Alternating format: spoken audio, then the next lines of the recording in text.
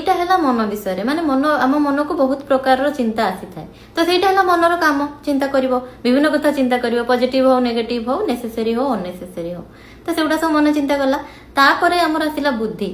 तो बुद्धिर काम होउची से जजमेंट करिवो बा निर्णय करिवो जे कोटा हमको चिंता करबा दरकार कोटा चिंता करबा दरकार नाही कोटा ठीक कोटा भूल एटा के डिसाइड करिवो ना हमर बुद्धि भगवत गीतार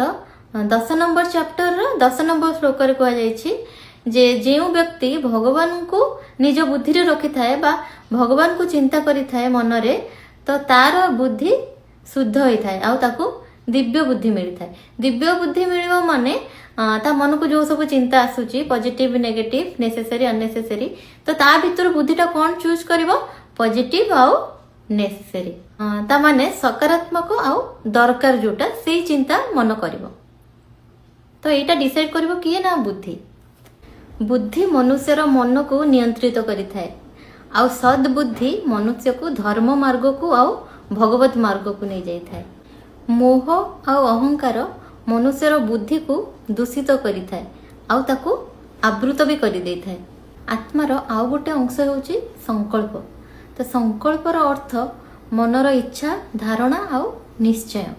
जितेबले आमे कौनसी कथा को चिंता करि थाउ बा मनरे बारंबार आनी थाउ सेटा को आमे संकल्प बोली कहू माने जदि हमर कौनसी काम करबा को इच्छा थिबा बा कौनसी जिंस आमे चाहूथिबा आ सेटा हम मनरे दिन राति सेटा ही चलीथिबो जे एटा मते मिली जानता कि एटा हे जानता कि एई रिजल्ट भलो हंता कि तो ए सब जो जे जिंस चलीला हम मन भितरे आमे सेटा को संकल्प बोली कहबा कारण सेटा हमर इच्छाटा बारंबार आसुची हम मन को भगवत गीतार 6 नंबर चैप्टर 24 नंबर श्लोक रे लिखाई कि आम मन भीतर आसुथिबा सब प्रकार संकल्प को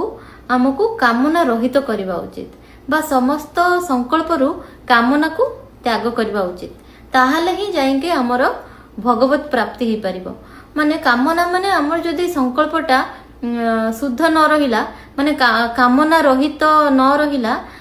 ताहाले हमको भगवत प्राप्ति हेबो नै काहे कि ना जदी सेतिर हमर स्वार्थ रहिबो जदि कामना माने कोन जो जो जिंस को हमें चाहू जे हमर निजर स्वार्थ पूरण पाई सेटा को हमें कहबा जे कामना जडित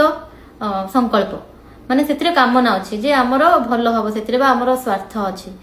तो किंतु जदि स्वार्थ रहित रहिला बा कामना रहित रहिला हम संकल्प ताहाले ही जाएंगे सेटा हमको भगवत प्राप्ति रे हेल्प करिवो जे संकल्प रे कामना